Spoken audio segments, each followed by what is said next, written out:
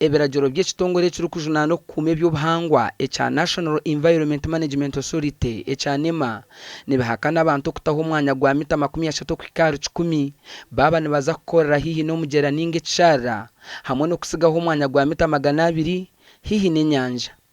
Bitu ekiti kikozirwe omu batuura b'orurembo rwa HOIMA na munonga bahikine n'omugyera gwa Bigajuka ekintu ekirarikiriza abarikurwanirira eby'obuhangwa.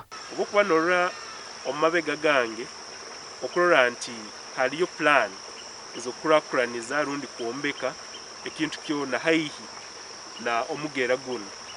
Dickens Amanya omushuganisa w'ekitongole ekitari kya gavumenti ekya Bunyoro Albertine Petroleum Network on Environmental Conservation bapeneko yayereko kukwataho umuringo gubarikunaga kasasiro okuhinga ebikwijo hamwe n'okufuyirira omubazi hihi n'omugyera ogu.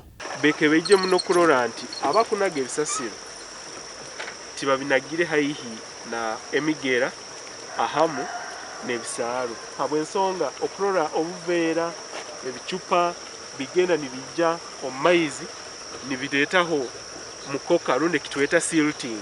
Okusinzira nga olaba embeera we yakyuka nga bw'ogira era olina ojja nga azze ogamba nti azze obaayiwa ettaka obaayiwa ettaka toyibana busobozi era tubana buyinza bumugaana.